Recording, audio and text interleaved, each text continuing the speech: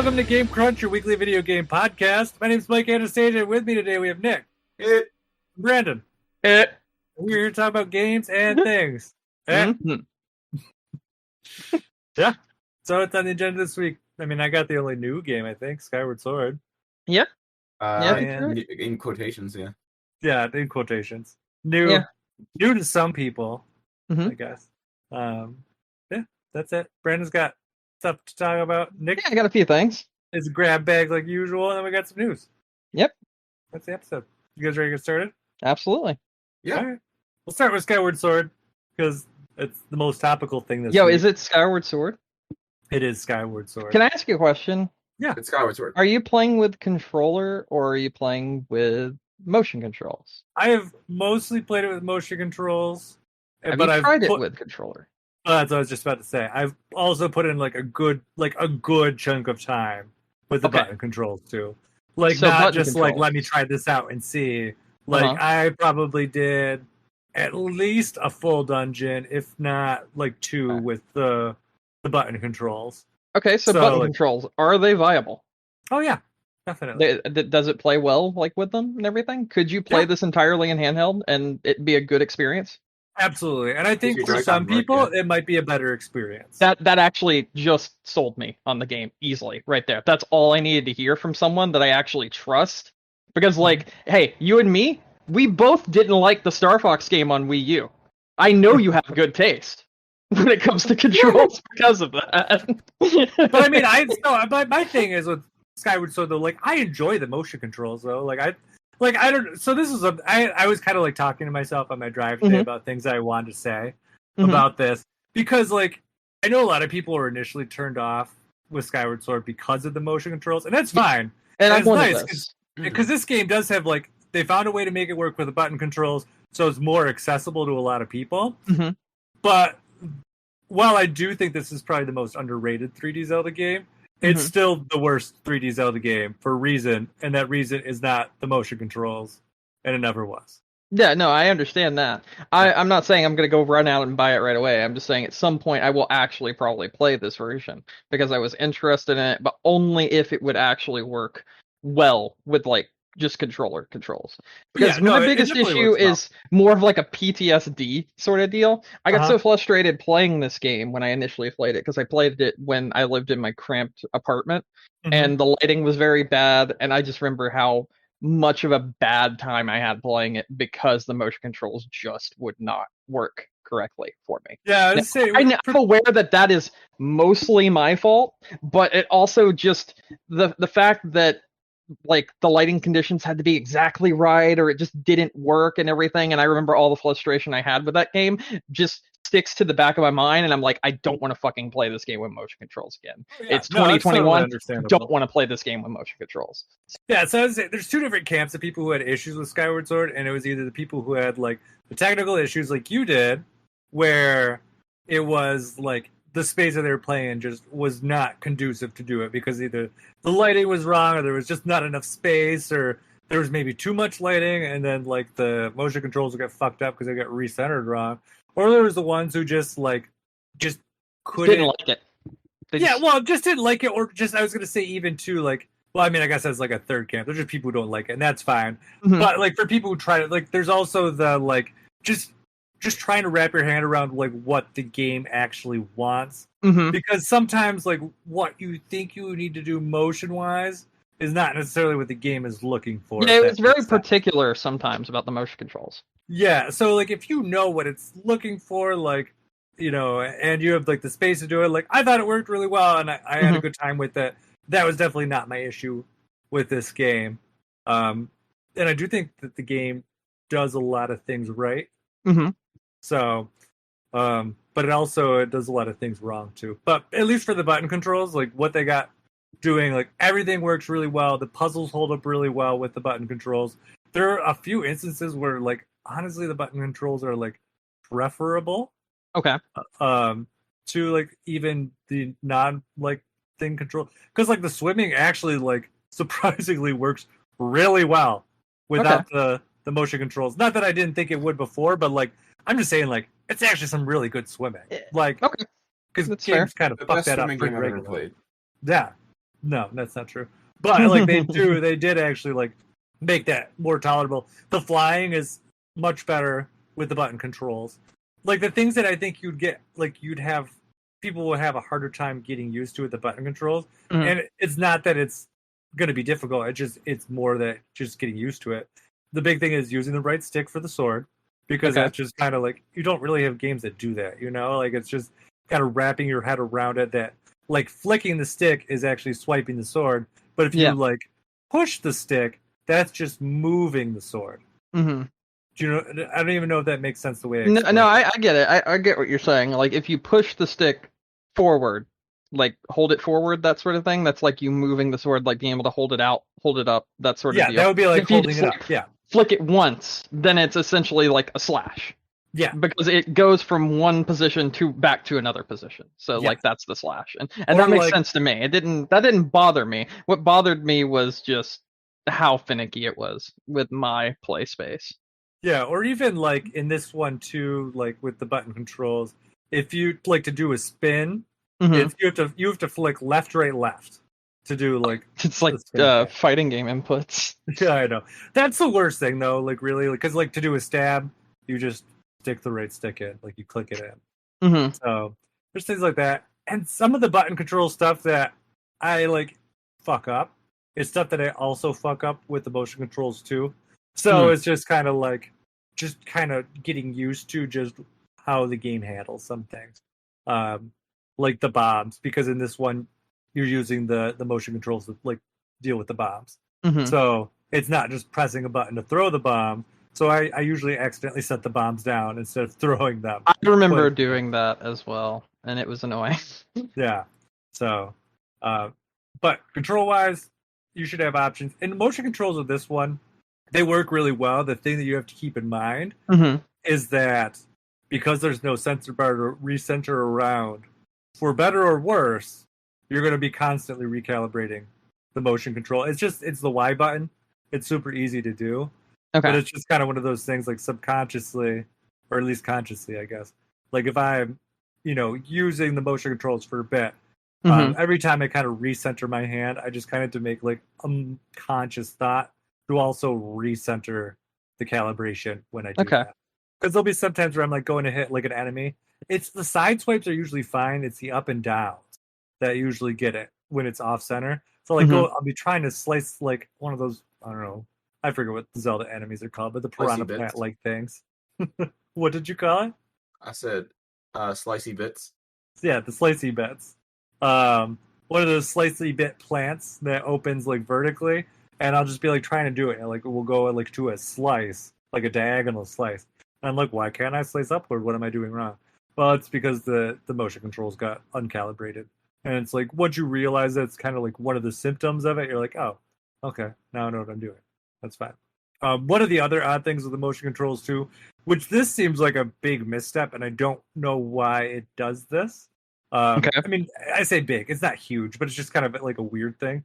Like when you go to the on-screen pointing, so let's say I pull out an item that does it, like the bow and arrow, for example, and it's going to pull up the on-screen like reticule.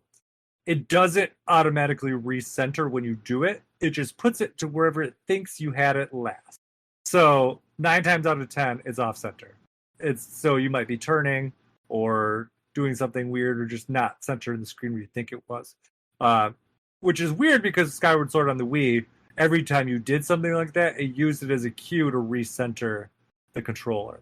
Because it's like you should be pointing at the screen now, so we're going to use it as a cue to like recenter the controller to that point. So don't know why they changed it. It is a weird thing, but that is what it is. And I don't know. Did you guys have any other questions about controls? Before I talk about anything else? No, honestly, it sounds pretty good. Yeah, no, it does. It works really well. Like I said, both sets of controls work very well. You got options if you want to play it either way. And let's say both of them have like their little quirks, but nothing major. It's just like if you're going to use the motion controls, just remember to recenter. And if you're going to use the button controls, just remember like it's not just like why to use your sword. And that's the other thing with this game too, with the sword stuff, is like it's kind of its own puzzle. Like you have to be smart about the way you're slashing. Like this is not like the other Zelda games where you like hammer the button down. Like some enemies, like the way that they're holding their swords or whatever, the way they position. You have to use your sword the correct way, or you're gonna get punished by it. So it's like it's more of a slow and deliberate sword action instead of just mashing down the sword action. So there's that. But at least in terms of like the gameplay for people who never played Skyward Sword before, if you have played Breath of the Wild, you're literally going from Breath of the Wild, which is the most open-ended Zelda game that has ever existed, to Skyward Sword, which is definitively the most linear Zelda game. Like there's like no wiggle room in this game. It's you go from point A to point B, point C to point D, and it's a lot of drudgery. It's got the most boring open world too. I was thinking about it today too. Like, Twilight Princess, even though like a lot of people criticize like how barren Hyrule Field was, like at least there was some shit to do from time to time. I'm gonna be honest. Twilight Princess is probably I think it actually is one of the only two 3D Zeldas I've never finished, and the two are Skyward Sword and Twilight Princess. And Twilight Princess, at least in my opinion, felt worse on the Wii when I originally played it than Skyward Sword did. Didn't mean I liked either of them, but I actually liked Twilight Princess less. I don't know. No, that's fair. I mean, I can understand that. Like, there are differences between two, like, weakness-wise. I feel like the biggest weakness with Twilight Princess on the Wii was the fact that it was an early Wii game, being a launch title, and it had that early Wii jank to it. I mean, I guess it's kind of a fair criticism in some ways, but I mean, you could always do like. And no, I've never played the Wii U or GameCube version, but yes, I would like to do both of those, to be honest. Yeah, I mean that's not like a totally unfair thing because it used like the waggle for the sword, but like I mean I think that's kind of where we first saw like the using the screen for like the arrows and stuff, and that was always like I always thought that's like a nice touch. So you get that, and actually speaking of control stuff too, like if you're using the button controls, it does use the gyros for aiming, which I love the gyro aiming stuff. I just think it's so helpful. So you can use that if you want. That is there. But so, I don't know, like Twilight Princess, like at least in terms of overworld, like there's places to explore. Like people, like Hyrule Field was boring, but there's usually things to find. Like Skyward Sword was just like there's Skyloft, which is the big hub, and then there's like a little island with like a bar on it with like 5 people, and then the rest is like just barren. There's like no enemies. There's asteroids. I don't know what to call them. Just flying rocks. And that's it. Like, you have no reason to go through and explore because you're not going to find anything. You have those, what are they called? Goddess cubes where it'll put treasure chests up there. But they show up on your map. So you don't have to go looking for them. Like, you know right where they are. So it's just kind of like, meh. Just, I don't know. I'm just not a fan of that. But I do really like, I think Skyward Sword has some of the coolest dungeons and some of the coolest like boss encounters in the series. But it's just like it's a very inconsistent package. Like it's got like these like neat little bits, but then it just doesn't know how to stick them together. And then it's like, well, we want to flip things out, so let's put something shitty in the middle. Hey, why don't we fight this boss like 4 times? How's that sound? Oh, that does sound garbage. That will fluff things out a little bit. Or there's like a swimming thing where you have to go and find like 20 million things, like fetch quest stuff.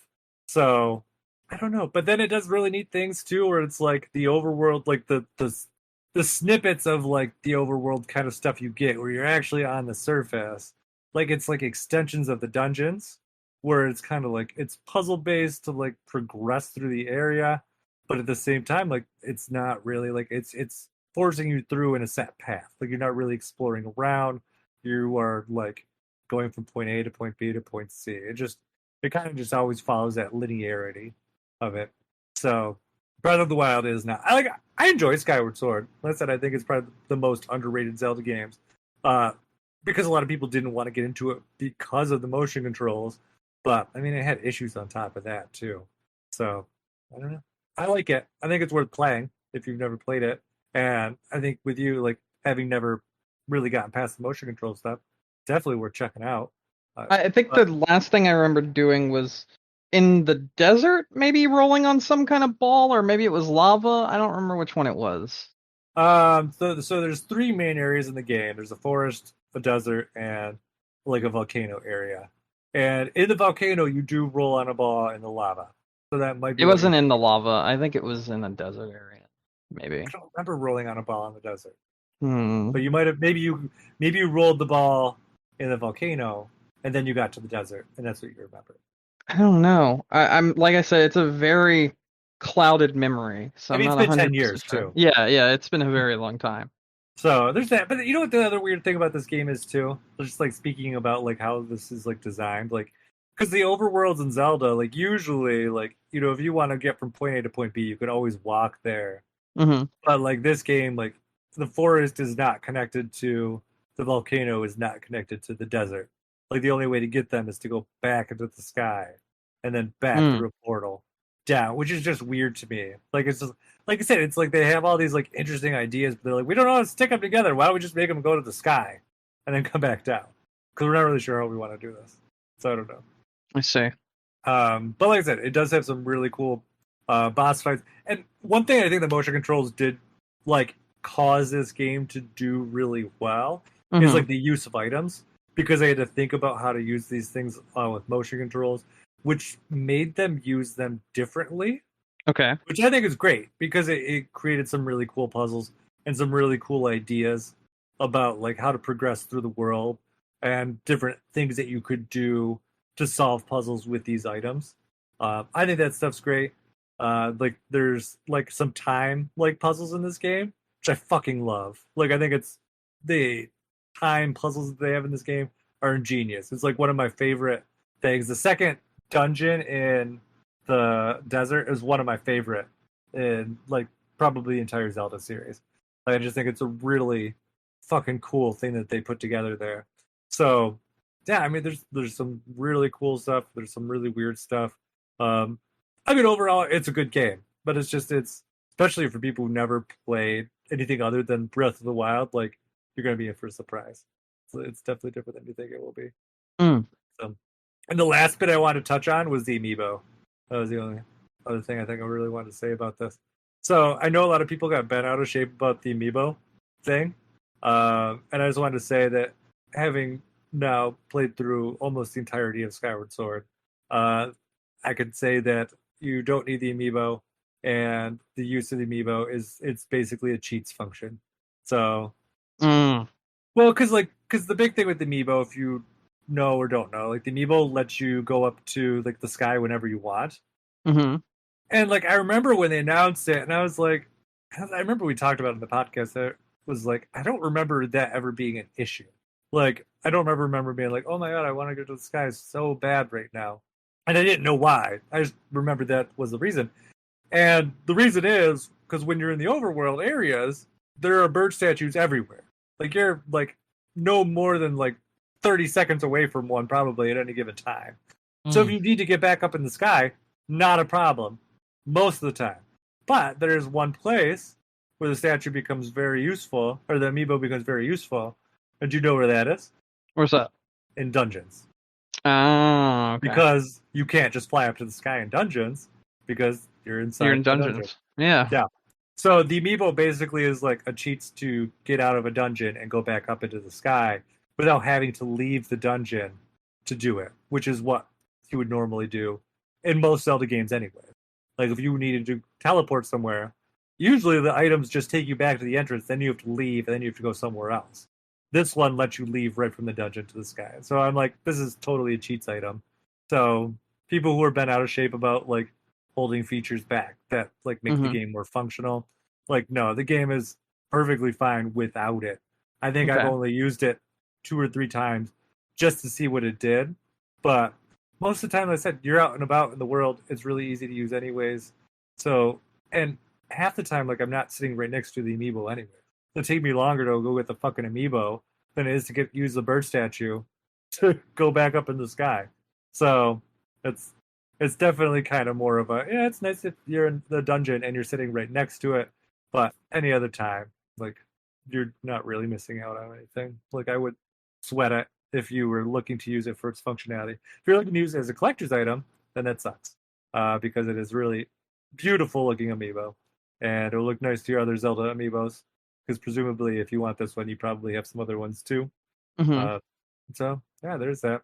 And I do think that they were planning other amiibo functions for this game, but for some reason did not do that. Don't know why. It's kind of the way that the game words the amiibo stuff is kind of just like, because it's like, scan a compatible amiibo. But if it's only meant to use one, you think it would be like, scan the Zelda Loftwing amiibo.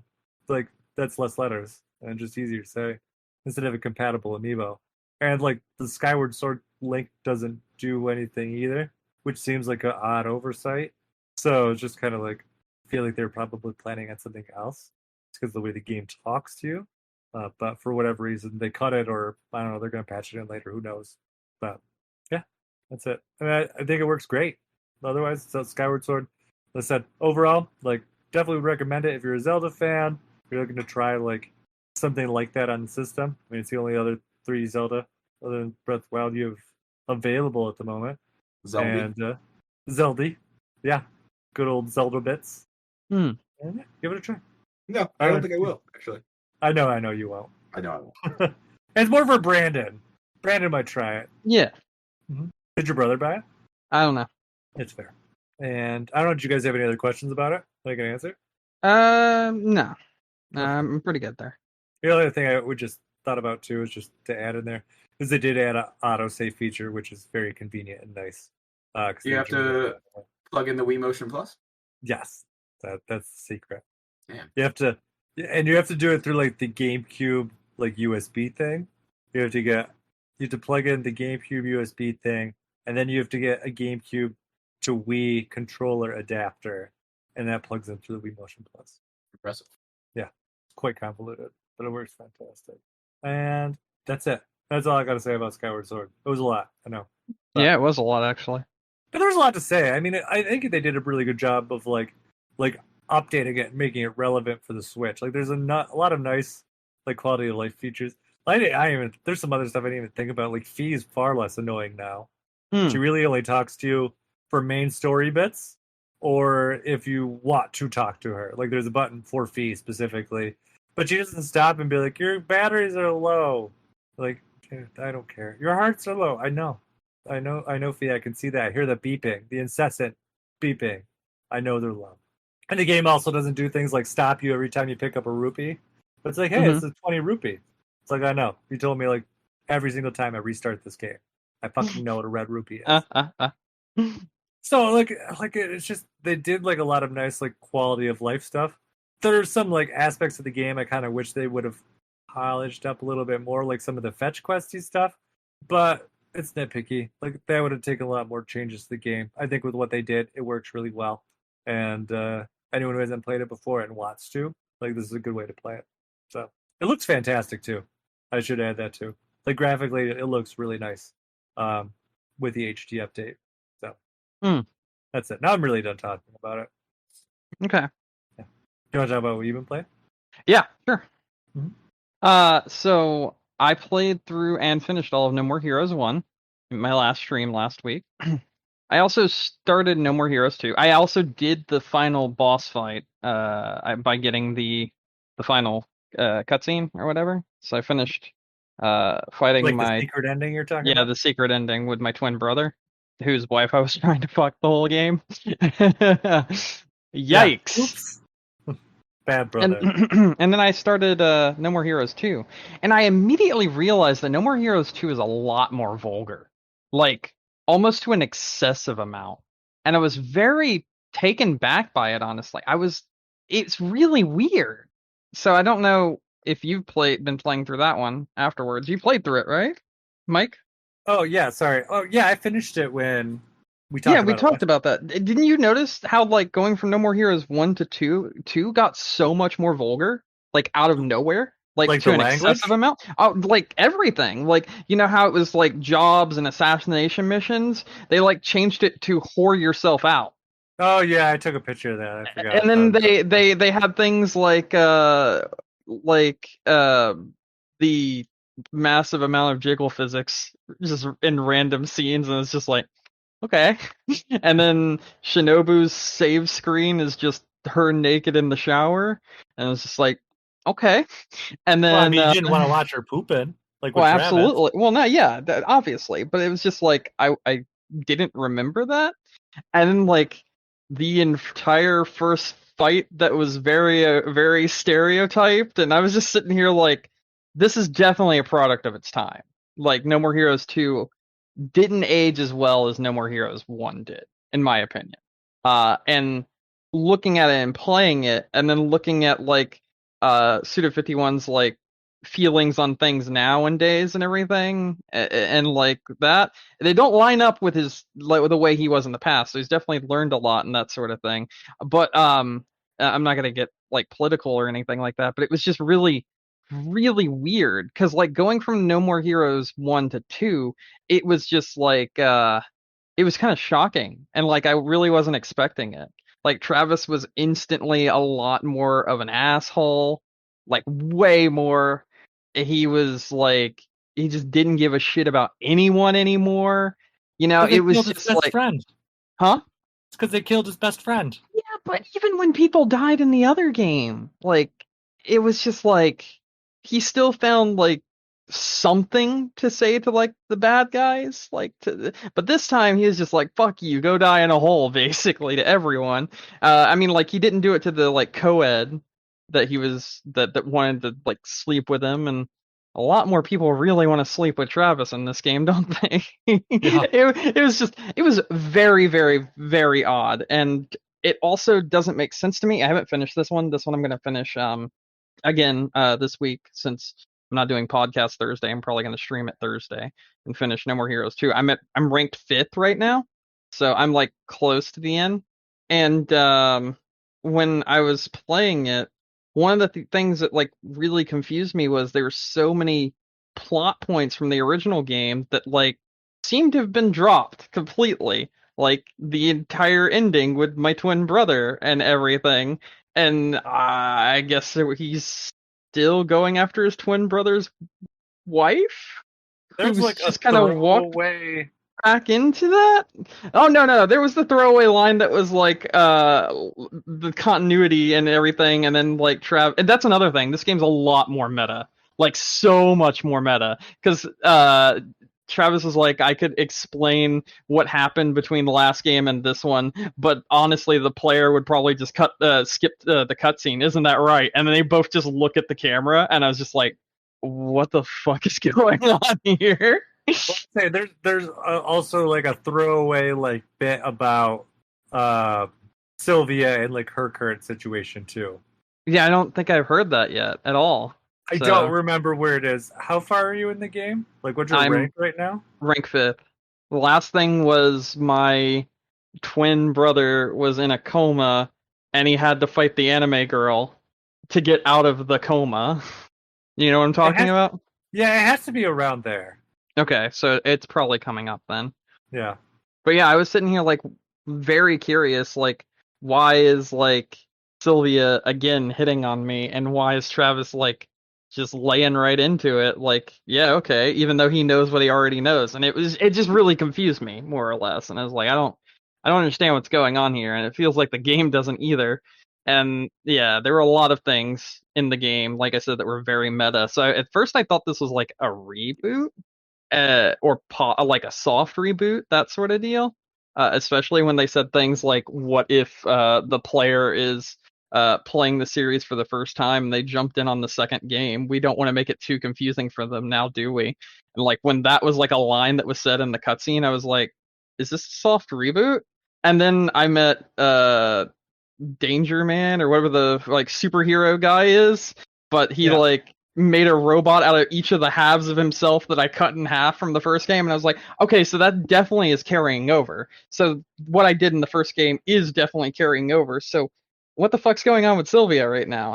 And that's where I was basically at when I finished the game, and I had a lot of confusion, more or less, but I do like the game. I like the combat a lot more in the second game than in the first game, in my opinion. I think it's more fleshed out.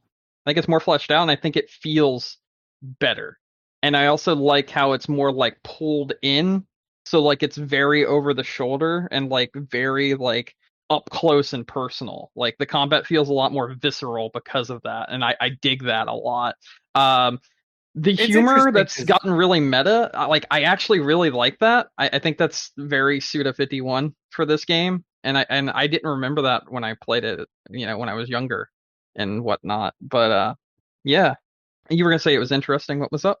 Oh, I'd say it's interesting about the combat because it's like it's essentially the same as the first game, but like Yes. you're right, like they made like some like very subtle changes to it to Mhm. make it feel a lot more engaging and a lot less random, Absolutely. which I really liked. Like from how to play it instantly if you played the first game. Like there's Yes. no like beating around the bush with it, but it feels so much better. Like they definitely fine tuned it quite a bit from the first game. Mhm. But it's almost like it's just nice enough that you can't quite put your finger on it, but like it's just definitely Well, like I actually know why I like it. Like I said, I like the more pulled in approach where it's very up close and personal with the combat because going from No More Heroes 1 immediately into 2, because once I finished 1 and its secret ending, I went straight into No More Heroes 2. So I was able to see those differences like instantly.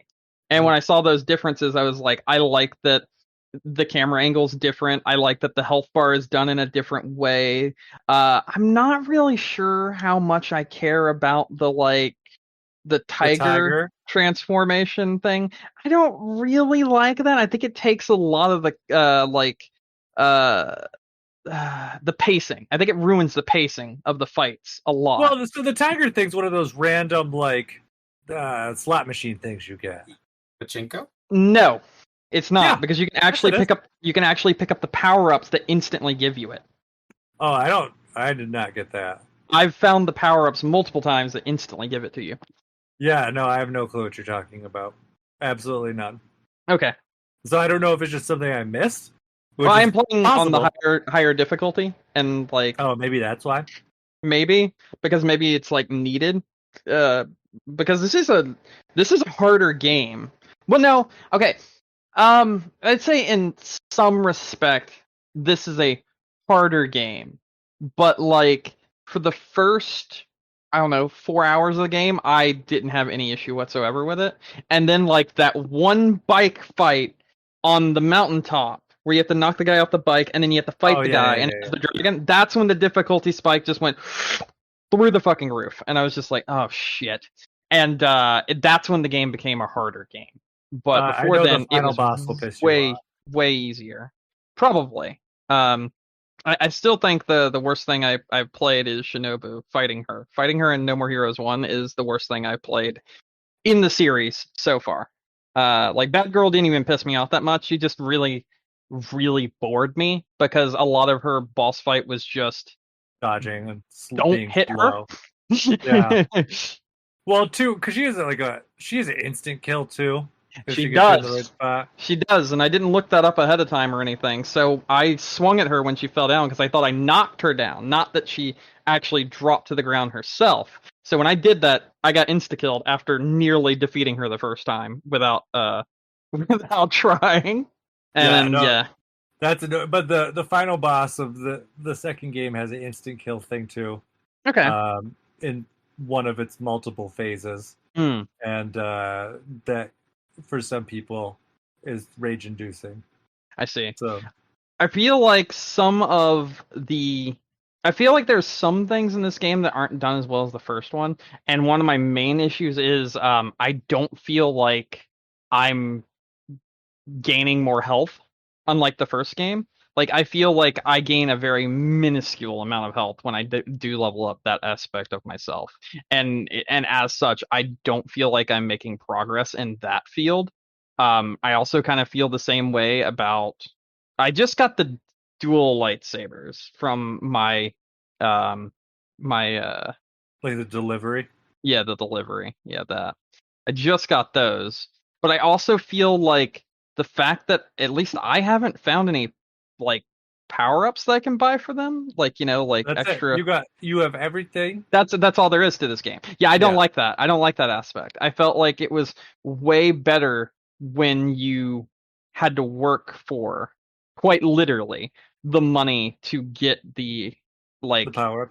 the power ups. I kind of feel like extra... that has to be something that was left on the cutting room floor. Because yeah, you can literally buy all the sword stuff like after the third mission. you can, and I you did. get that last sword later, and from what I read online, like the last sword isn't even the best sword. No, the last one that's the dual blades, right? Or is there another one that I'm not thinking of? The one that you get delivered to you is not the best sword. That's the dual blades. The last one you buy is the most powerful sword, but it's slower. Yeah, that thing's slow as fuck. It's garbage. I only use that on like the big honkin' fatties. Like that's the easiest way to explain it's perfect for them. Fatties. It's perfect for them. Mm-hmm. The sword that like the first like the I think there's only 2 purchasable swords. Am I like wrong? Like the first sword you purchase is what a lot of people use for like speedrunning and stuff is what I was reading. The first sword? Yeah, because you the first sword you purchase, not the first sword you get. The one that's the lightsaber from the original game, like that. Basically, yeah. Oh wow, that's like okay. I guess I'll start trying to use that because it's supposed to be like. Well, I'm trying to remember. You have to look it up just to double check. Yeah, but it was like from what they were saying, like it was like slightly more powerful. I want to say than the last sword you get, the delivery sword. But it's just like more agile and stuff. I don't remember what the difference was. The other sword's better at something, but like it was just like don't even bother unless you really want to use it, kind of thing. Yeah, I don't feel like the weapons in this game are. I feel like the combat's better, but I don't feel like the weapons that you have for the combat is good, like at all.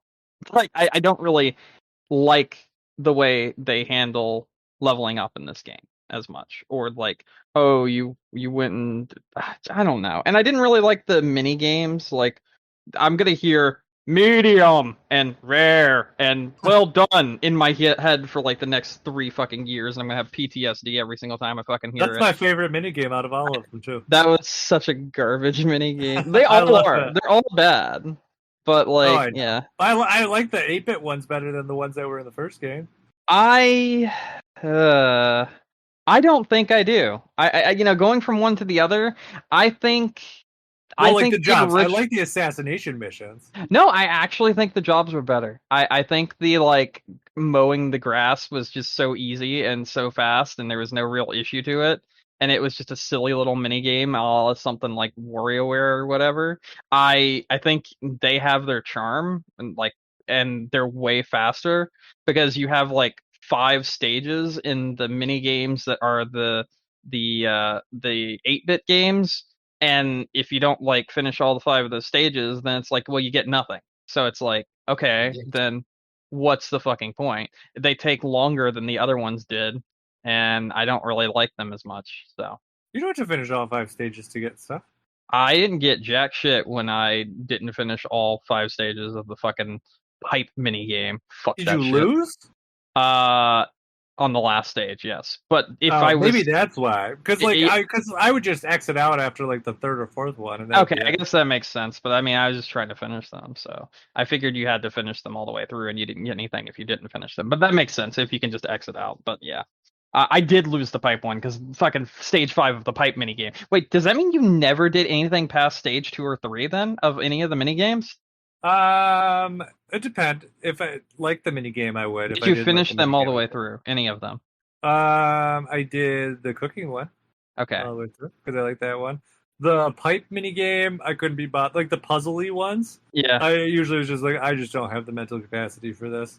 I finished all of them, and it was pain. It was pain. Yeah, because I just got like 3. But the thing was with this game, because you didn't need that much money to do stuff. Mm-hmm. I was like, I only got what I needed, and then I was done. Yeah, I agree. I did the same thing, but like I don't know. They're not as good, in my opinion. I don't think they're as good, and I don't think the upgrade path for weapons is as good. I do think the combat is better, but like as far as everything else, not so much. That revolves around the combat. Yeah, no, that's fair. So yeah, that's where I'm at. I really like those games though. They're really good. I'm super excited for No More Heroes 3. Yes, I'm going to buy it. I might buy it today after this podcast. I don't know. Yeah. I totally forgot about it. Just speaking of things coming out, But the Phoenix Wright stuff comes out next week. Oh, nice. Oh yeah, what is it, like remakes or ports or whatever they are? It's the first time they've come out here, so we've never had the opportunity to get them before. But it's like the Samurai era Phoenix Wright thing. Okay. Whatever. It's like the 2 games in one. So I don't know. I'm really excited. Who is it? It's not Sherlock Holmes. It's like Werlock Sholmes or some stupid shit. No, it's Herlock Sholmes. Oh my god. Sherlock Holmes. Yeah, Herlock Sholmes. Yeah, so that's coming out next week. So I mean, that would be fun. But I forgot about it because I like pre-ordered that Skyward Sword at the same time. And, like right after Skyward Sword came out, it's like, hey, this is getting ready to come out soon. And I was like, what? I don't remember this game. So, okay. Yeah. All right. So I'm gonna briefly talk about Doom Eternal for PS5. Basically, I got it and I played through the first few stages of it, and it runs incredibly well. It looks really good. The ray tracing that they've added into it works really, really well, and I never had a single frame drop. It's just good all around. I've got no complaints for it. So there you go. That's all I have to say about that. And now I'm gonna talk about movies and anime real quick. Nick. Hi. I'm about to talk about movies. What movie do you think I saw this week? Black Nick Widow. doesn't watch movies. It wasn't Black Widow. Try again. What else is out? There's something else out. Hold on. Quiet Place 2? Huh? A Quiet Place 2? No. Space Jam. There we go. Let's talk about Space Jam for a moment. So I heard that this was a train wreck, and so many people hated this movie. So I went in with the absolute lowest of expectations for this film, and I kind of liked it. I kind of actually really liked this movie. I mean, like, I've heard varying things. One, it's like it's a kids movie, and the other I've heard is like just a bunch of product placement. So here's the thing, and I'm just gonna go ahead and I'm not gonna like big time spoil the movie, but like whatever. I'm gonna tell you a few things. There are some really good gags in this film that are more in line with something you'd see in like a 90s kids cartoon, where like the adults can be like, okay, that's pretty funny as well. And that portion of the film, which is like the first 40 minutes, is really good. Like, for instance, Metropolis, where Superman, Batman, all those people go to, Justice League, just in general. They've become so used to crime that it's basically something where, like, oh, there's another crime. Superman's already on his way. He's already got that shit taken care of. And all the Looney Tunes left the actual Looney Tune world and went to other worlds. That's where the product placement comes in, because you've got like Lola Bunny and the Amazonian Wonder Woman era, and then you've got like Daffy Duck in Metropolis with Superman and everything. And like I was saying, because crime is just such a common thing that Superman's just like, we gotta do this shit again, and just takes off and goes and solves a crime. The only way that Daffy Duck could be his superhero self and solve a crime is if he was also the villain. So he kidnapped the train conductor and then was like speeding a train into like its final stop, and it was going to like crash, but he was going to stop it by pulling the brake and have Porky Pig record it and everything. And of course, as you do with Looney Tunes, he goes to pull the brake and it breaks, and he's like, where is the final stop for this train? And it's literally the front door of an orphanage. So Daffy Duck's on a train that's speeding to the front door of an orphanage to kill a bunch of children, and because he failed to actually stop the train, that he has made this huge big villainous thing.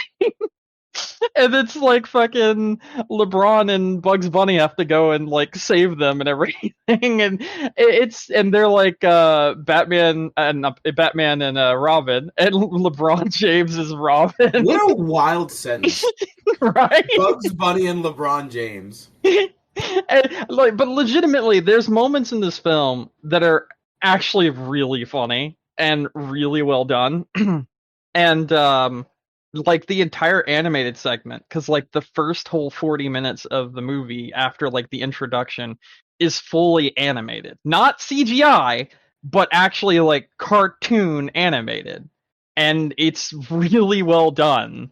They like go to the Amazonian era, and like it's not doing like the live action Wonder Woman. Instead, it's doing like a animated comic book Wonder Woman, where like every time like a new scene happens, it's like a page turning, and that was so cool. It was so well done.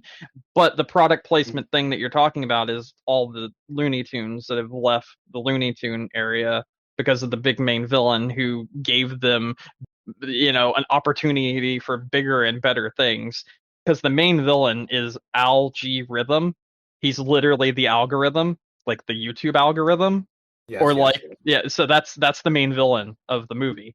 It is a personification of that basically, and he sent the other Looney Tunes by like offering them bigger and better things to all these other worlds. So you've got like Granny in the Matrix, and Speedy Gonzales in the Matrix, and Daffy Duck is in Metropolis with Superman. The Little Bunny's like over in the Amazonian area with Wonder Woman. And I think Foghorn Leghorn for some reason is Daenerys Targaryen.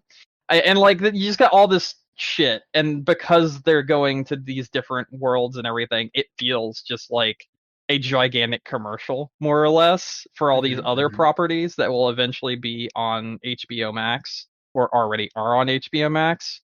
However, the actual content that's there is funny and it is entertaining, until like they become CGI. And when they become CGI, I immediately no longer cared. Like when the basketball game started, I was like, right, now you have no longer my attention. Luckily, the basketball game's like 20 minutes, so it doesn't really outstay its welcome. So yeah, it's fine. I thought this was actually a good movie, and I think everyone that's like, this movie's fucking garbage, it ruins Space Jam, they're basically being like comic book guy from The Simpsons.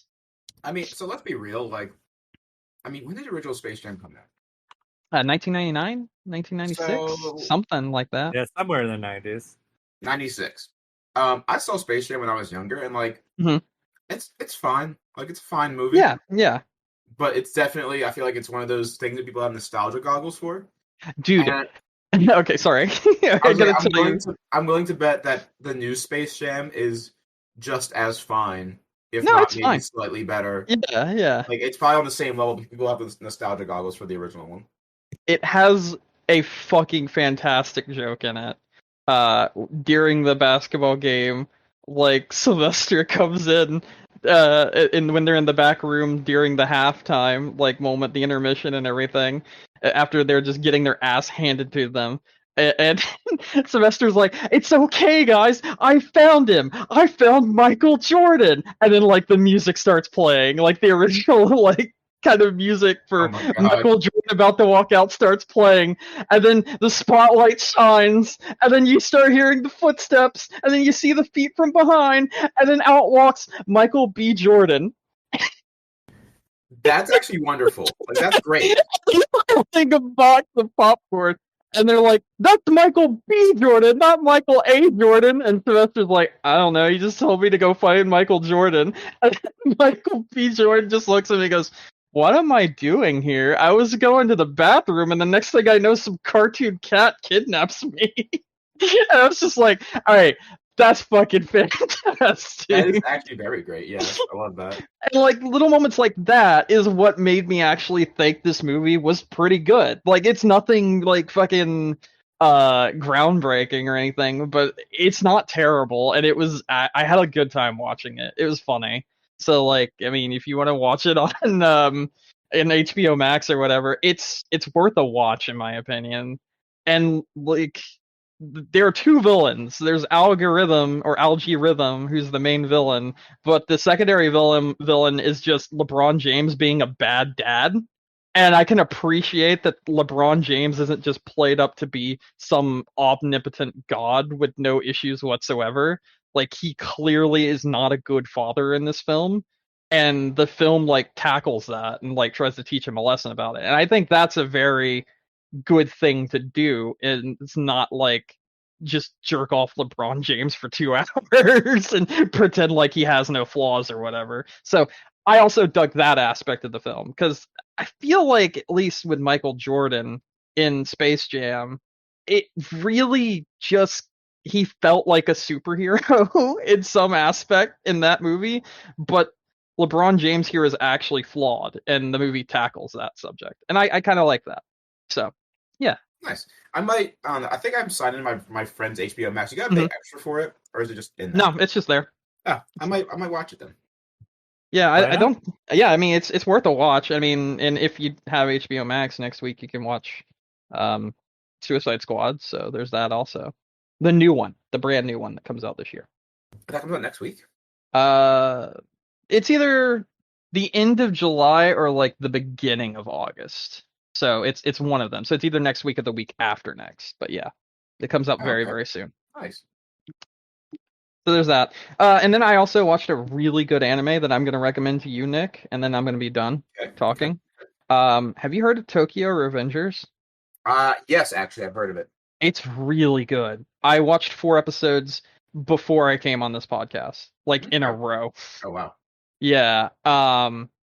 This is good. Like, I was not expecting what it was to be what it was, but essentially it's about a delinquent kid who like grows up to be just like a no-name guy, and his first girlfriend gets killed by the same delinquents he grew up with. And he sees it on the news, and like the only thing he can muster is being like, oh, I'm kind of sad about that, because he's just like he's already decided that his life is nothing and worthless, and he doesn't really give a shit about everything. And then he gets pushed in front of a moving train. Oh. And huh? Is it an isekai? No. Oh, okay. I thought it was an isekai when I first started watching it. It's not. The dude can travel through time. So he's mucking with the timeline to try to stop his girlfriend in the past from being killed by his friends in the past that he used to be delinquents with. So when he gets pushed in front of that train, he gets sent back in time 12 years when he was still with that girl who got murdered on the day that he got hit by the train and everything. So during that time, he tries to find a way to stop certain events from happening, and that's the general plot. And to reveal anything else would be a very heavy spoiler, because all I revealed is like just stuff from like the first few bits of the first episode. But yeah, it's very well made in my opinion. And it tackles time travel and like the like ripple effect between what he's doing and everything quite well in a very interesting way. So I definitely recommend watching this one. It's very good. Yeah, we'll check it out actually. So yeah, that's me. That's all I got to say. Bye-bye. All right. Nick, what you got going on? Work. I worked a lot. My life is pain. But yeah, no, that's all I did. I'm so sorry.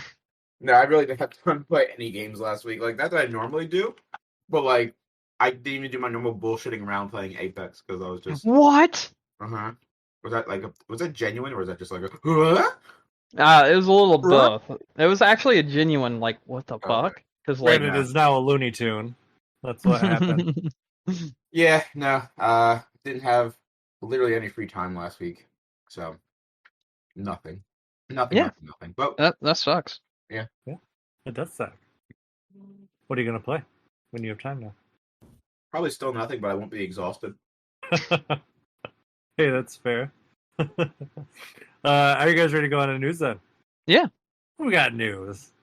Did you see the skate thing? Yeah. No, I did. What is it? Literally nothing. What? Just nothing at all. They gave out an update on the game. They said simply that it still exists. We're still working on it. Showed a bunch of influencers reacting maybe to the game, and then that was it. Fancy. That was it. That's all they did. But they're reminding us that it still exists. Isn't EA's presentation this next week? Yeah. It's gotta be, right? This month. It's this month, right? Oh, Thursday, July 22nd, 2 days away. Oh, okay. Yeah. So next week we'll be able to talk about it. Mm-hmm. Hopefully there's Dead Space. Hopefully there's something other than soccer. It's probably just FIFA Farms. That's all. Just FIFA Farms. Oh yeah. So they gave a brief update on that, I guess, just ahead of time, just so it wasn't like, where was it in the show? So. We're not talking about it, but it still exists, people. Mm-hmm. Yeah. So there's that. What else did I write down here? Oh, do you want to just? I'm trying to see. Do you want to skip that second one and we'll round back? We'll round back to that. Absolutely, that's fine. Okay. Because I wasn't here last week to talk about Nickelodeon All-Star Brawl, 100% my fucking jam. Yeah, I told you. I thought you were memeing. I quite literally told Mike last week, I think he's memeing, dude. I think it's just a meme. Because I didn't realize really at the time. It. Well, I was thinking, like, they've had those fake Smash Brothers, like, Nickelodeon games in the past, and they're awful. I didn't realize he was making this one until, like, it was mentioned. And then I was like, I still think it's a meme. And then, now I know it's not a meme. So, like, damn. All right. I'm kind of excited for it, too. I'm not going to lie. Yeah, so the developers of Nickelodeon All-Star Brawl is Ludosity, makers of, Slap City. Slap City, which actually, if you look it up, the game doesn't look very pretty, but mechanically, very solid. Slap City's awesome. And it's a developer who's wanted to do something like this for a while. They already came out and said that the game's going to have rollback netcode, which is hilarious because no major fighting game really has rollback netcode. So like this could legitimately be a Smash Brothers replacement for some people if it plays well. So there's that. It's going to be on PS4, 5, Xboxes, the Switch. No PC announcement just yet, and they haven't said if it's cross-platform play either.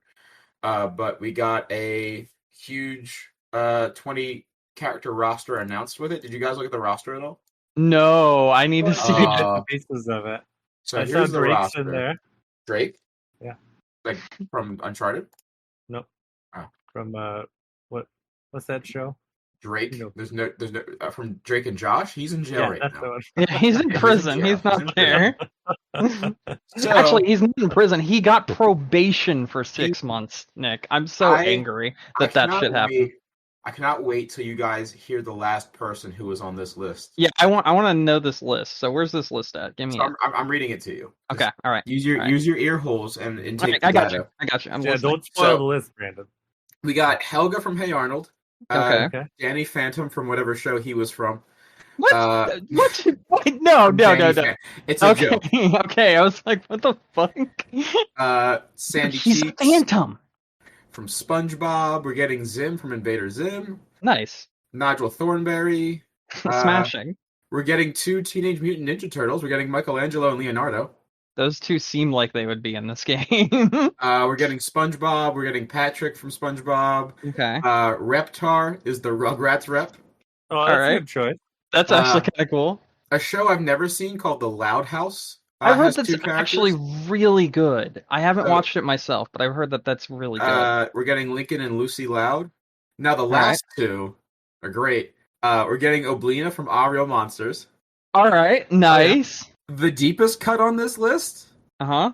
We're getting motherfucking Powdered Toast Man from Ren and Stimpy. Yo! Yeah. Oh, that's sick. Yes. All right, that's cool. So, did you not watch the trailer? No, I haven't seen this trailer. Wow. I'm surprised. Okay. So, those are the 20 characters that have been announced so far. They did promise that we're going to get more characters announced. Okay.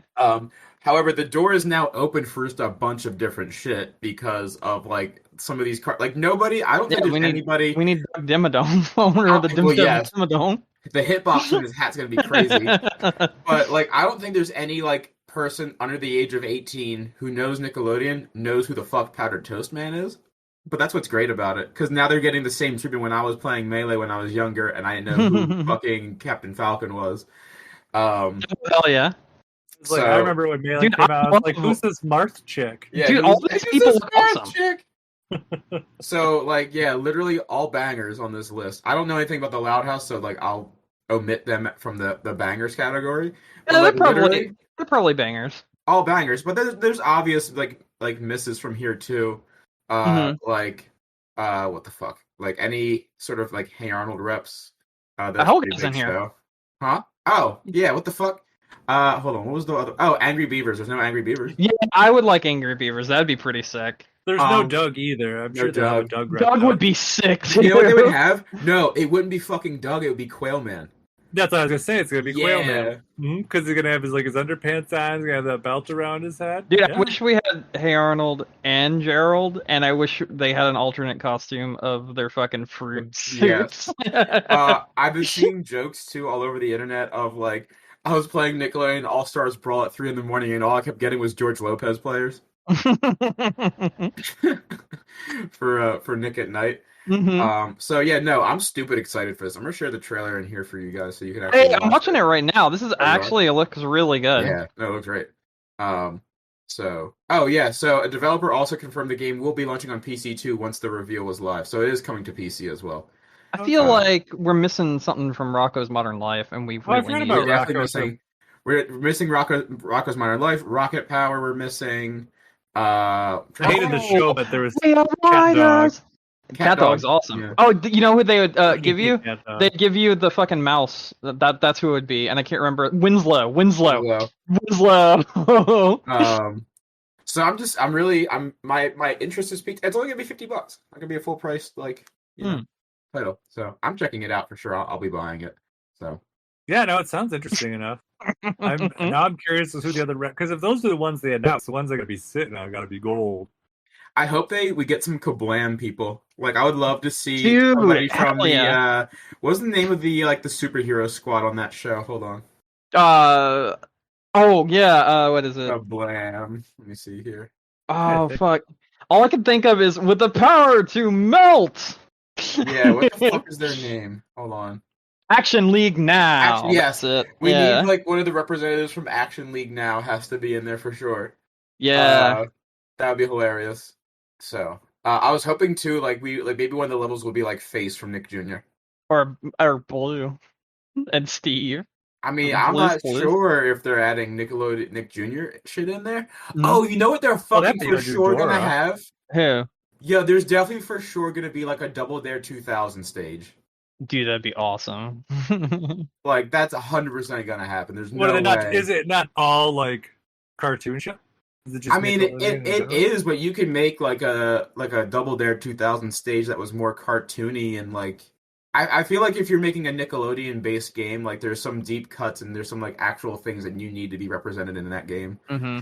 And I feel like that would be one of the things. But yeah, there'll be more information coming for that sooner. Hopefully. When is it coming out this year? Yeah, they said fall 2021. Okay. Not too bad. Yeah. The other thing I have here before we get to the last conversation piece between myself and Brandon, because I'm not sure if Mike has any sort of dude. My life is a teenage robot. Oh, you know what's funny? I tweeted out something about that. That was hilarious. And so, okay, hold on. So I tweeted this out when it was announced, and some eagle-eyed Chalk Zone. Some eagle-eyed people realized what I had posted. Mm-hmm. So I wrote, I know she's going to be in Nickelodeon Brawl, so I just started watching this for the matchup experience. And I know what that is. That's not cool. I recognize that logo. You motherfucker. You know what's funny? The other people who have seen this, they're like, I didn't even need to see the logo. I was like, you need help because it's been a very long time. So yeah, I definitely posted that. It was hilarious. But yeah, the next thing I wrote down here that I don't know if you guys saw, Tencent. You cannot hide your sins. That's such a good comment from your friend. Yes. And I just played it off like, what are you talking about? Tencent bought Sumo Digital. Oh, really? Yeah. Yeah. So makers of such games as Sackboy's Big Adventure for PlayStation that recently came out. That was a banger. They also made all of the Sega and Sonic All-Stars racing games. They also made that Robin Hood game that looked like hot dog shit ass. Yeah, wasn't it? There's that. What else did they make? Sumo Digital. Oh, they made Crackdown 3. They did, didn't they? They did make Crackdown 3. Did you say Sonic racing games? Yeah, all the Sonic racing games. Except for Sonic R. They made Super Rub-a-Dub. Bubber Ducky. Okay. Wait, was that the... That was like that PlayStation Tech demo game. Wasn't that the Tech demo? Yeah. They made Super Rub-a-Dub. It was a PS3 like game eventually. Mm. Snake Pass, which was like a That was a fun weirdly game. like big game that came out for them. I Mm-hmm. don't know why. It's good. It's actually really good. So yeah, Tencent bought them. Now they're in the clutches of Tencent. What that will do, I don't know It has because like 1.5 billion or something too. yeah, I feel like it's just a dumb amount. But they are a large company. They have 750 employees according to their Wikipedia, and I'm not sure if this matters. But they used to be Infogrames. Infogrames, yeah, that's how you say that. Oh yeah. And like they had their hands in like a lot of different things as well. Mm-hmm. Remember specifically like their hands were in like Roller Coaster Tycoon and stuff like that, but like a lot of those IPs and stuff have been shuffled around. I think they were like they were like an Atari studio at some point. It was weird. No, Infogrames turned into Atari again, I thought at one point. I think so. But then I think it turned into something else again. It's messy. Yeah. So yeah, I'm sorry. I'm sorry. The memes in this trailer for this Nickelodeon All-Star Brawl, I have to share one with you, Nick. Is there no one from Avatar in there either? My favorite, but they're definitely gonna have Avatar in there. My favorite is we need to get Dan Snyder in this game because his footsies would be amazing. Oh my god! Oh my god! Isn't that so good? That's so fucked up, dude. Mike, I'm gonna take it you don't understand the joke.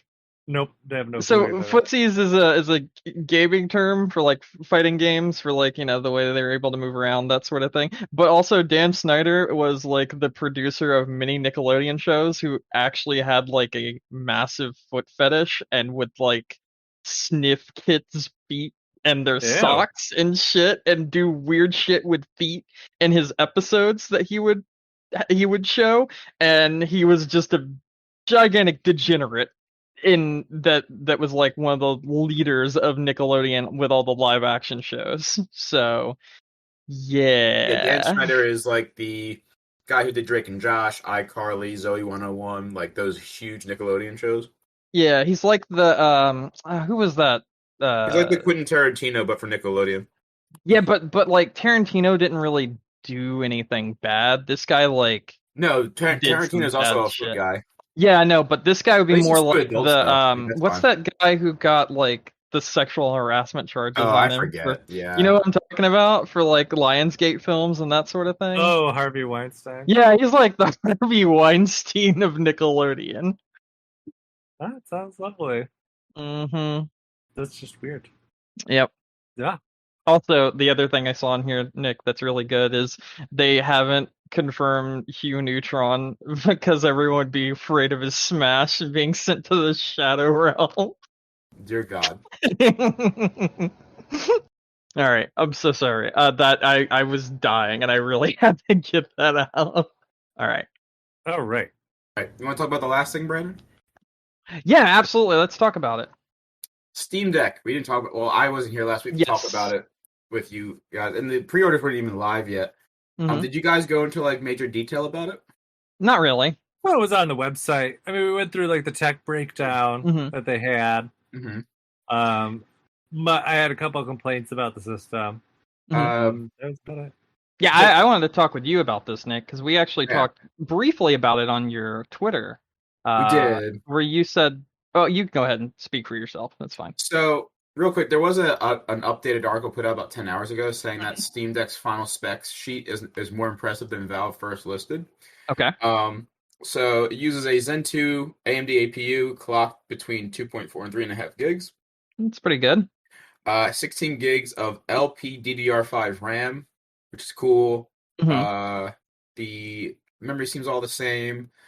So my concern that I posted about this on Twitter that you and I were talking about is that track record-wise, if you look at all of Steam's hardware, they kind of just release their shit and then that's it. They don't really support it. They don't do anything to fix anything. I'm pretty sure at this point right now, the $1,000 plus Valve Index or Steam Index, whatever the fuck it's called, is like still unusable unless you buy like a third-party thing to make their controllers actually work well. No. Yep. My friend literally has one. He has no issue with it whatsoever. I've heard issues with the controllers.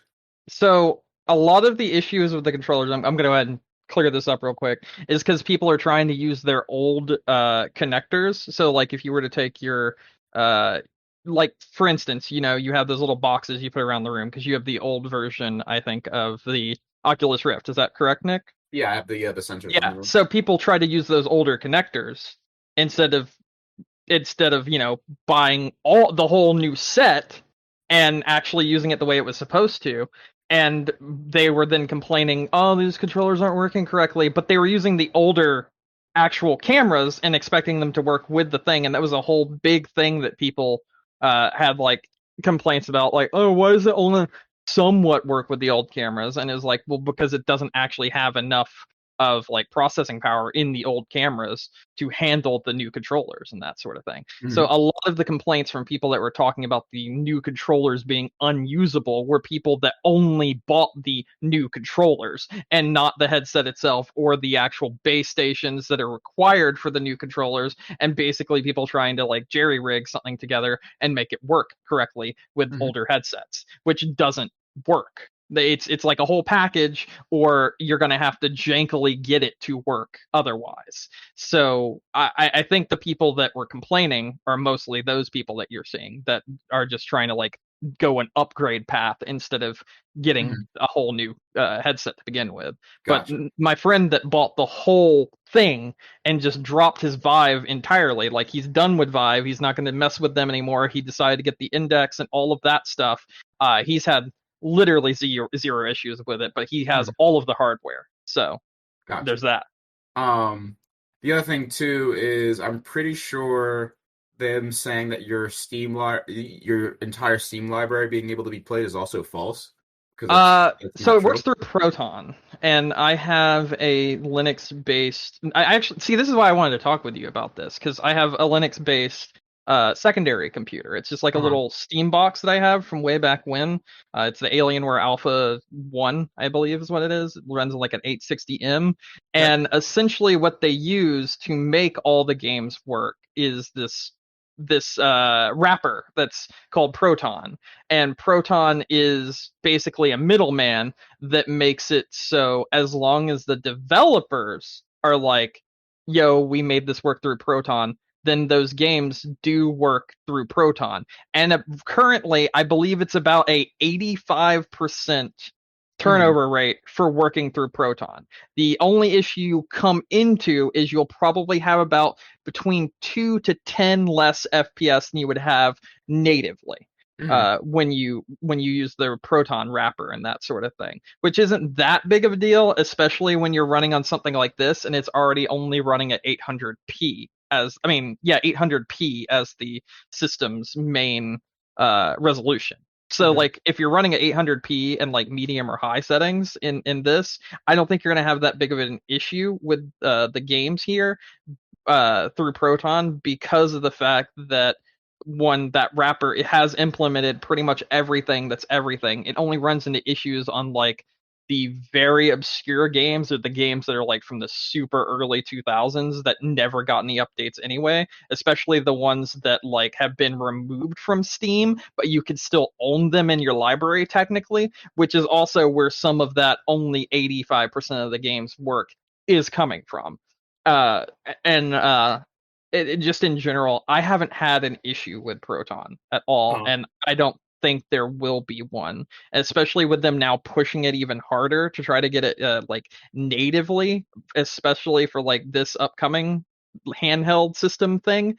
I think this will push Linux support a lot further in general for developers, because one of the big things that I was thinking about when looking at this is I have Control on the Epic Store. I have Metro on the Epic Store. Magically, when this game system was announced, it was advertised with Control, and then Control was put on sale.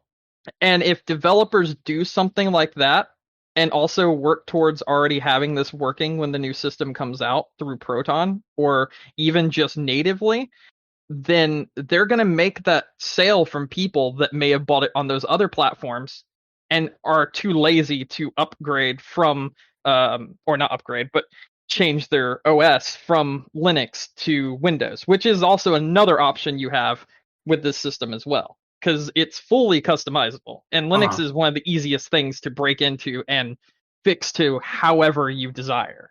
So I think a lot of headlines and a lot of things that people are like outright saying off the gun for this system comes from a lack of knowledge of how Linux works just in general. Uh-huh.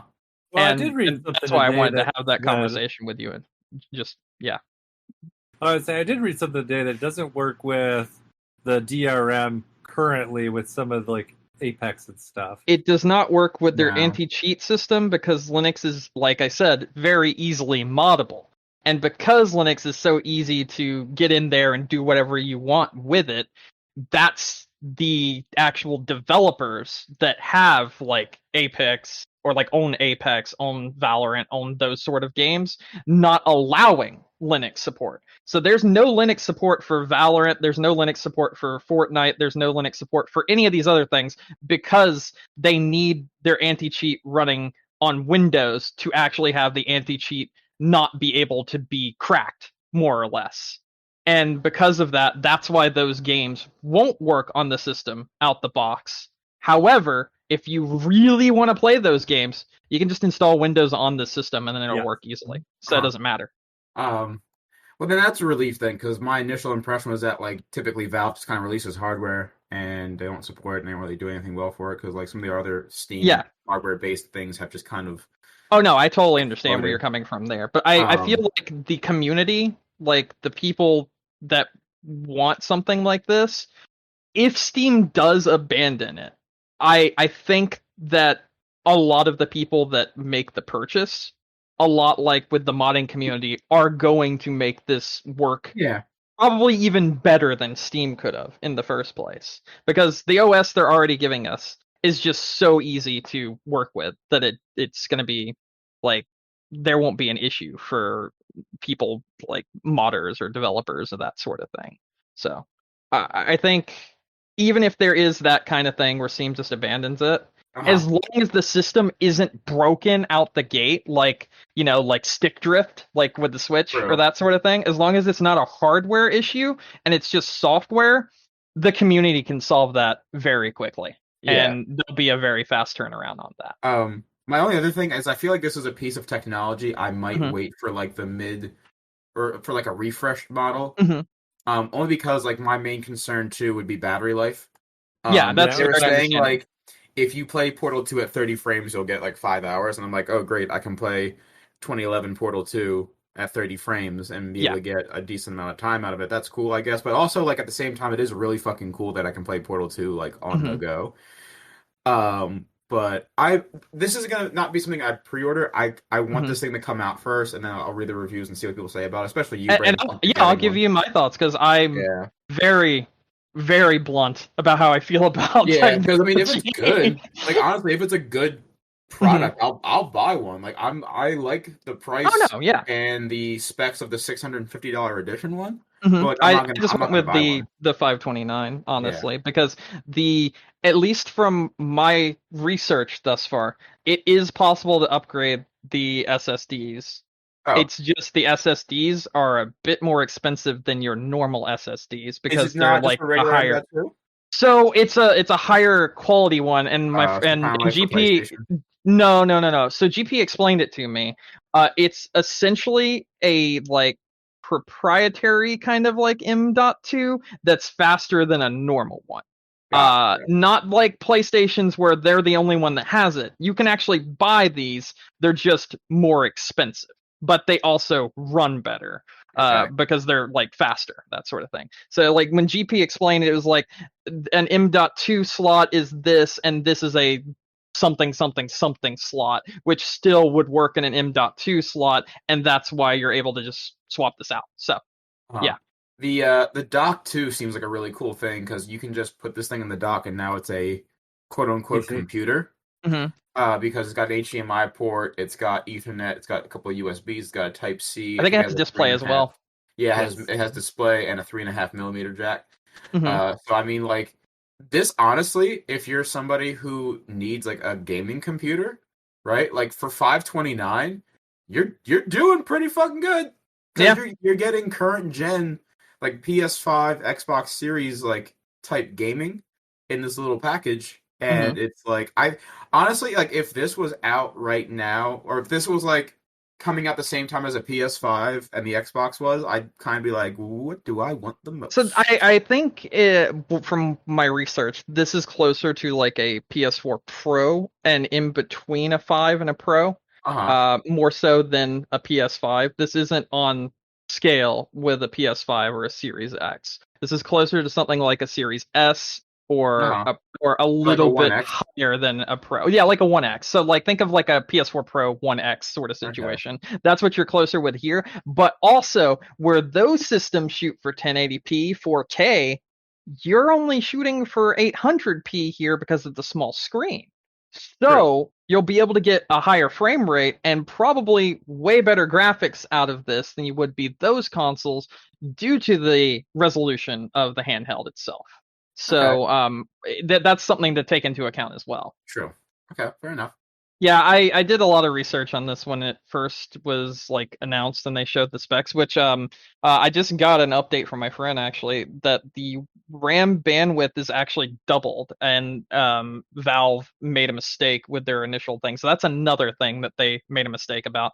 It's double the RAM bandwidth that was mentioned on the original page. So that's kind of neat. Yeah, but I will say, Nick, I do agree with you, though, about your concern about the battery, because that was my biggest thing when I talked about it last. The battery is a huge concern. But with it being a handheld, I feel like if you're out somewhere and you're just like, chilling or playing something, if you're not like at like a huge appointment or whatever, you're not going to be there that long. Mm-hmm. So like the 2 hours, because like I'm going to go to Katie's appointments, and when I'm at Katie's appointments, and that's probably when I'll whip this thing out and play some like indie games. Or maybe like lower graphics of a AAA title that I'm playing on my main system at the time or whatever, that sort of deal.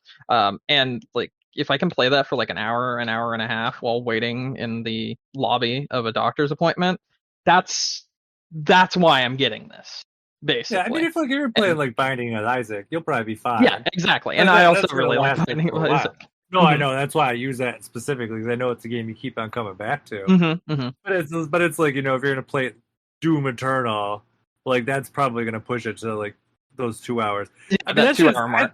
I think I think my big concern with the battery though is like that widespread kind of that they put in there, because like I don't know, I always get concerned when like, because that page was like, oh yeah, 7-8 hours of battery life, but then when you look at the text sheet, it's like, yeah, 2 to 8 hours. 8 hours is like if you're just like web browsing and using some light games. And I'm like, so this is obviously a bigger concern that like you guys want people to know, because you're like tucking it away on this page. So, but like I said, you could, like, for you, like, I mean, 2 hours, like, yeah, if you're gonna play it the whole time, like maybe you'd run into that on something that's gonna use like the higher end, like the lower end of it.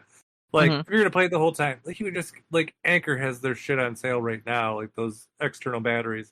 You just buy one of those and plug it in, and you'll be good for probably, like, 10 times that. You got, like, not even, like, they're, like, the $50. Like, you can go a lot longer with it, but, I mean, that would be my big concern with it. Yeah, I mean, we're going to have to get hands-on with this and see it, like, in action before we can fully give our ideas. And the reason why I wanted to have this conversation with Nick was I wanted to give some more information than what like the speculation out there is just putting off, because of like having worked with Linux stuff, because I have a Linux box that's literally just for emulation. Like I have this little thing, it's just for emulation. That's the only thing I use this box for, and it is the easiest thing ever to work with, and I could literally just shove a flash drive into it and change it straight back into Windows in like 5 minutes. And that's going to be the same thing that I'll be able to do with this as well. I just plug that in, there you go, it's now Windows. It's very, very easy to do that sort of thing when it comes to Linux. Like, in fact, I actually don't remember my password to my Linux box, so I'm probably just going to shove a flash drive in and change it back to Windows today. yeah, it's like, why not? I mean, it's like, at least on paper, it sounds like it's a very good concept. I mean, it's, I said last week, it's kind of ugly looking, but like everything, like I know I said the controls look weird, but I mean, I was reading stuff too, and I know you mentioned it last week. I mean, people seem to say like you get over it pretty fast, and it's like there's like a 30-minute turnaround before you're like, oh, I understand. So like, if it's that fast of a turnaround of like getting used to the controls, then it's like that's a really good turnaround, basically. Yeah. So yeah. So I'm very excited for this. Like I said, I put $5 down, reserve the middle one because that's all you have to do, and you can even use like Steam credit. So like, I just instantly dropped my $5 Steam credit I had in my Steam wallet onto one. I was like, we'll see how it goes. The one thing that does concern me about this, which I actually haven't seen neither of you mention this, is that since the date that it's been announced, it's been delayed 3 times. Oh, really? Yes. I did not see that. Yes. So but, I mean, I guess at the same time, though, like, I don't, like, people are playing this. Like, I imagine it's got to be more of, we want to be able to get the parts together, as opposed to, like, let's make sure this is functional. I have a feeling that it has to do with they weren't expecting as much of a reception to it as they got. Because a lot of the PC gaming community, if you go and look on forums and around, they're like, why the fuck do I want this? Because a lot of PC gamers are very, very elitist about things. And they're like, I want my PC game with a mouse and a keyboard, and I want to be able to sit down at a desk and blah, blah, blah, blah, blah, blah, blah.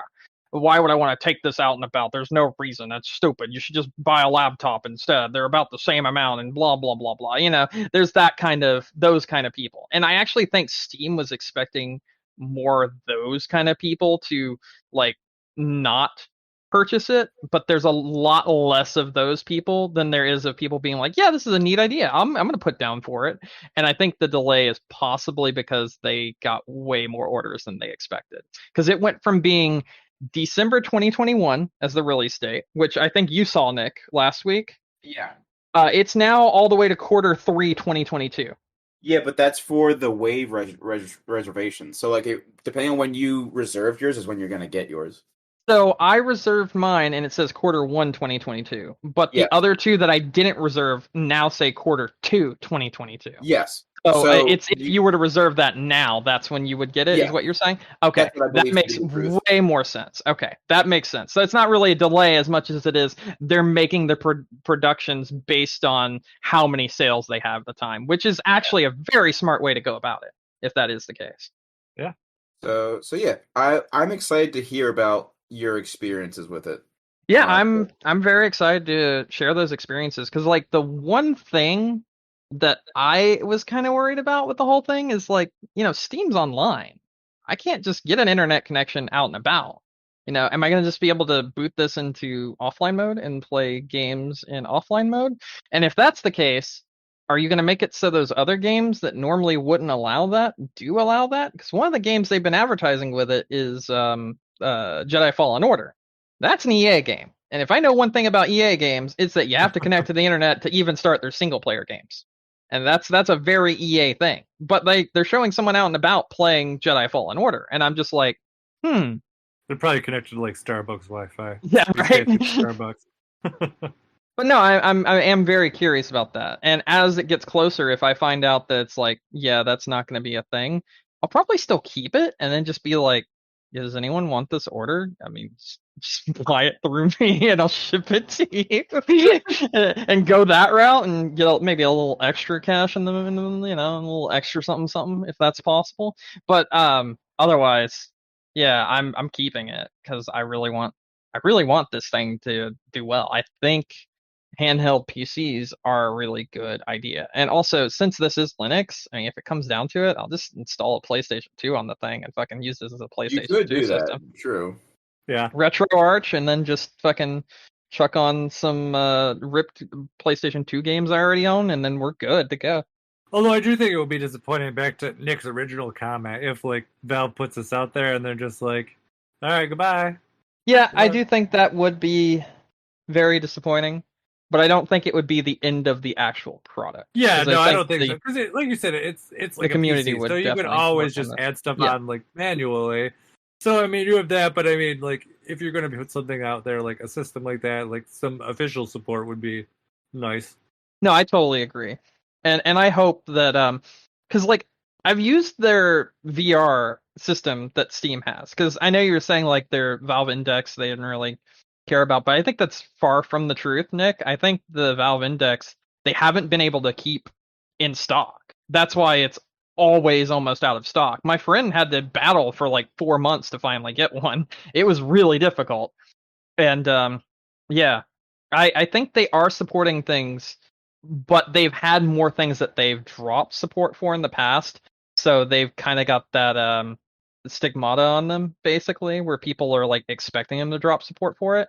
But I mean, I've used Steam VR with my Oculus, and Steam VR is constantly getting support, and they're constantly updating that. And that's such a niche thing already, right there.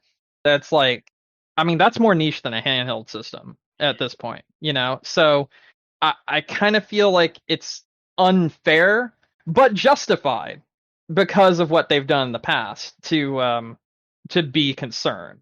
But to expect that, I think that's unfair, in my opinion. Yeah, that's fair. I can understand that. We'll see what happens. And yeah, that's really all I had to say about that. I don't really think I have anything else to say. You I have some, do. like, I was gonna say some news literally just popped up that I wanted to share, though. It's I kind did of funny. too. All right, cool. What'd you find? It was about Square Enix. Is that what yours is about? No, mine's about Oh. Cyberpunk. Oh. Well, you do yours first, because yours will probably be funny. Nice. Yeah. All right. Okay. All right. So, here's the thing. Cyberpunk continuously makes mistakes, right? Right, Nick? Mhm. Right, everyone? What if well you've probably seen where people have data mined the free DLC missions and that sort of thing. What if I told you those data mine missions actually already exist in the game and you can already access them? A modder, very recently, as of a few hours ago, was able to access unfinished DLC missions that are currently in the game and have supposedly been in the game since day one, which yet again reveals that Cyberpunk was completely rushed and unfinished, and they're selling us back or giving us back free DLC to make up for it when that free DLC was content that was supposed to be in the game in the first place. Well, that's nice to know. Huh. Yeah. Very giving. Well, that was like, who was doing that? Was that Capcom that they, like, the DLCs for the game were already on the physical retail disc, but like you had to buy who did do that? Yeah. That was Capcom, and that was in their fighting games. Like so like the characters already existed basically on the disc, and then over time they were like, "Hey, now you can basically buy a key to unlock this character." Yep, yeah, that happened. I think it was in Street Fighter 5. Yeah. No, it wasn't. It was. I have the game. Hold on. I don't remember what it's called. It was one of the crossover fighting games. Was it with Capcom? Was it Infinite? Was it Street Fighter X Tekken?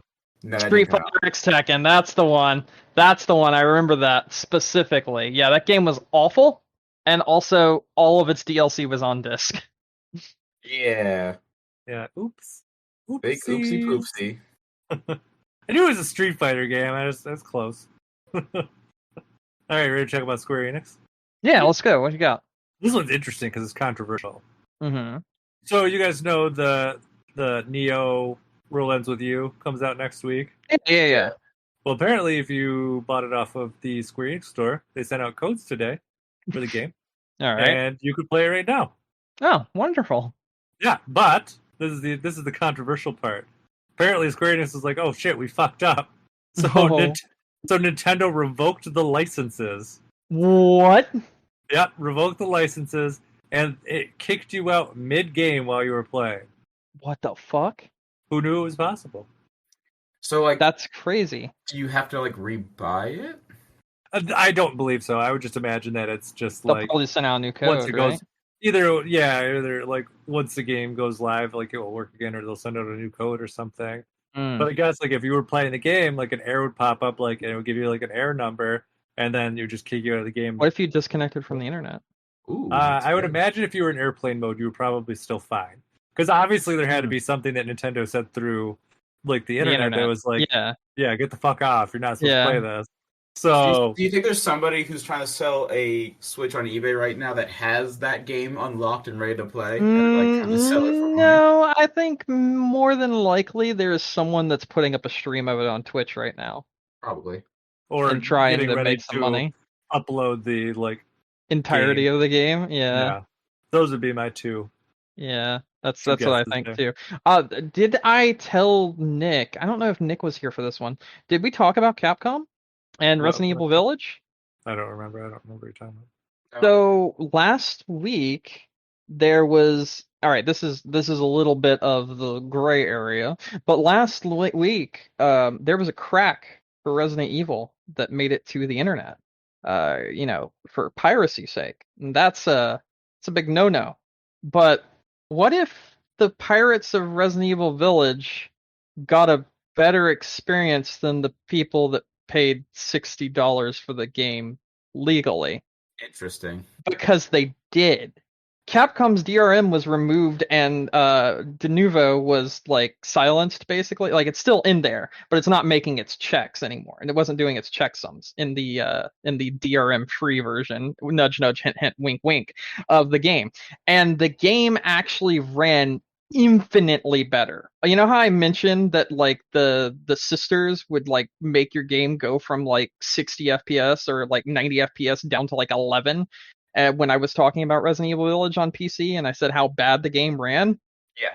The pirate version doesn't do that at all. Period. And people started using the crack from the pirated version on the legal version because it was the best way to play the game. So people would pirate the game and use the crack from the pirated game on their paid for copy because Capcom hasn't put out a single patch since the game release. And this was the unofficial patch by the community to fix the broken game. This was so bad that Digital Foundry did a video on it and showed themselves using the pirated crack in the official game and showed the difference between the game and the paid version you get just for paying $60. And the difference is night and day. The stutters when you killed people, gone. The stutters from the vampire ladies when they burst into flies, gone. The drops in FPS randomly, gone. The slowdown in frame rate, gone. All of it was gone if you would just steal the game. Interesting. Sounds like you should steal the fucking game. So that happened, basically. And Digital Foundry literally proved that pirates were getting a better experience than paying customers. That's not a good face. That's not really good at all. So I've made the decision not to buy any more Capcom games on PC, period. Because if they're willing to do this sort of thing and then not do anything about it, and literally people that steal their games get a better experience, I don't want to support you at all. Like, that's not fair. That's not fair to paying customers at all. No. When you break your game for the people that paid money just so you can make sure pirates aren't able to get the game, and then when the pirates are able to crack the game, they have a better game than the people that gave you $60. That's not fair. That's not fucking fair. And as such, I'm not going to give Capcom any more money. They can go fuck themselves. I mean, yeah, that's a very fair assessment because it's like you're trying to save face, right? So you're like, oh, I'm gonna put this piracy shit in there so that the people who buy this game legitimately will now suffer. And now it's like it kind of bit them in the ass. It absolutely bit them in the ass. They put anti-piracy in there so that the people that so people couldn't crack the game, but it ruined the game. It made it so like if you're playing on higher difficulties, the game was unplayable because when you would kill someone, their head would explode and the game would stutter because every single time it did that, it would launch a checksum. Basically, and the checksum was making sure that the people that paid for the fucking game actually had a license for the game, and it was running an anti-piracy software in the background that would check each and every single time when like a big animation happened in the game. Why can't you just like have that checksum at the boot of the game and then be good? Because it kept running throughout the entire game. It wasn't just a boot; it was forever basically. As long as you were playing, it was running it to make sure, oh, no, they didn't put a crack in here, did they? They didn't find a way around our game, did they? But they were so overzealous with trying to stop pirates from pirating the game that they actually ruined the experience for paying customers. Yeah, I think that's the trick with the DRM stuff, because you put it just at the beginning and just you only have to do one little crack, just be like, oh yeah, it's okay, and then it doesn't check ever again. Yeah. So then it's just like those are easier to get through than if you have to check multiple times. Maybe you know what? Check. I'm just gonna say I don't think that I think anti-tamper, anti-piracy measures in a single-player game is fucking stupid. I think almost every single time it ruins the actual experience of the people that are paying for it.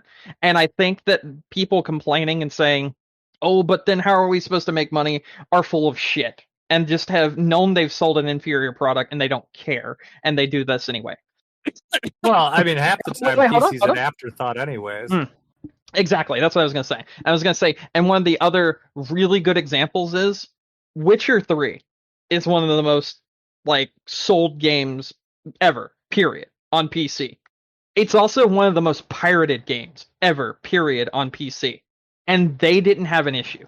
And if you know Witcher 1 and 2, those games weren't as big as Witcher 3. Witcher 3 is really where CD Projekt Red, before Cyberpunk, had hit their stride. And if some company can make a game and have it be both the most sold and most pirated game of all time, maybe these other companies that are complaining about anti-piracy and this, that, and the other, and it's a necessary evil, and they don't really care if they ruin the user experience of the people who paid for the game, maybe those people should shut the fuck up, because they probably just made an inferior product and they're trying to hide behind anti-piracy measures that they made an inferior product to begin with. Because like it's always people like Capcom, it's always people like Ubisoft, and they always make shit titles or shit versions of games on PC, and then just they use anti-piracy to hide behind, and it's fucking obnoxious, and I hate it so much. I'm done. I'm gonna get off my soapbox, but like things like this are what makes me say, like, why the fuck should we even listen to you anymore? Like when you say, oh, this is for the greater good, when paying customers aren't getting a better version than the people that didn't. Yeah. All it's for is so they can keep their fucking money, and they don't give a shit about the people that are actually paying for their product as long as they get paid. And it sucks. Because there wasn't going to be a patch, there wasn't going to be anything. And then that fucking Digital Foundry video dropped revealing that, yeah, pirates actually have a better game, and immediately Capcom was like, oh, no, wait, we'll fix it, hold on, wait, we'll fix it. But everyone was begging them to fix it on social media, on their forums, sending direct emails. Everyone was begging for 3 fucking months, and they didn't do shit until Digital Foundry dropped a video that showed that you can pirate this game and it's a better game. And then immediately Capcom was like, oh, we're gonna fix it. We're gonna fix it. Like, honestly, if that's your mentality, fuck you. You aren't worth my time. Yeah, should have just been fixed in the first place. They were never gonna fix it. They didn't give a shit. They were never gonna fix it. It wasn't until some big name person with millions of subs called them out that anything happened. And even right now, it's not fixed. You're better off just pirating it and throwing the crack into the paid version, and you'll have a better experience. So, I don't know. Capcom's a piece of shit. They did some things okay for a while on PC gaming. They were getting better at the way they handled PC gaming, and I actually thought that they actually meant it for a while with Evil 2, and then Resident Evil 3 was okay, and then Devil May Cry 5 was really good, but that's when they started slipping. Because you guys, if you remember, I talked about how the DRM free version, which you could download if you like preloaded the game, ran better than the DRM version that came out the next day that they patched in. And I mentioned that as well. And that was running on the same anti-piracy measures as Resident Evil 8. And most people are like, no, you're just imagining things. It's not an impact. It doesn't make a difference, which absolutely did, and has now been proven without a shadow of a doubt that it did. But even more so, like, Capcom also just kind of turned their back on PC, especially when, you know, PS5 and Xbox Series X came out, and they got a ray tracing and extra DLC version of Devil May Cry 5 and then they were like, no, we're not going to put that on the PC version. No, it's not getting an update. No, just buy it on console. And like that's when I was like, oh, Capcom. Oh no, please don't be going down this route. And then Village came out and I played it, and I just told you all the issues it has. And I mean, at the end of the day, I think the thing I just gotta say is fuck Capcom. Yeah. Passionate. Fuck them. Fuck them. Fuck them. Fuck them. Fuck them. Fuck Capcom. I have one other thing here too, real quick, if you want to hear it. Yeah, sure. There's a PS5 digital edition revision coming out the end of July. Oh yeah, I saw that rumor this morning. Yeah. 300 grams lighter, which is like 6 Pop-Tarts, and it comes with a thumb screw for the base. And that's it. So I mean, Sony does these kind of revisions all the time. Yeah, no, that's like super surprising. Nobody's gonna notice. No. You're not gonna lift a day one digital edition and this one and be like, oh, you can definitely tell. No, fuck you. You wouldn't be able Maybe if you work at GameStop, that's how they'll be like how you can tell which one you're trading in. Be like, you must place it on the weighing scale. You get $20 more for the lighter edition. Oh my god. 20? It'd probably be like 15 cents. Yeah, you're being way too generous. Yeah, I am. No, you're right. You're right. Yeah. Anyways, do you guys have anything else you want to talk about? No, I think I'm good. Yeah. All right, let's wrap her up. All right. Thank you, everyone, for listening to us tonight. Don't forget you can find us on iTunes, Stitcher, Google, Amazon. Wherever you want to get our podcasts, we're there. You can also check us out on our website, game-crunch.com or doublegaming.com. Both those websites take you right to the content. And if you want to reach out to us, we're on Facebook, Twitter. You can send us email, gamecrunchcast@gmail.com. Brandon. Hey, how you doing? Any final thoughts? No, I'm good. All right. Nick? I am also good. Yeah. Well, with that said, my name is Mike Anastasia. Find me online on Clutch Penguin on Twitter, your favorite gaming console. And until next week, game on. Game on! Game.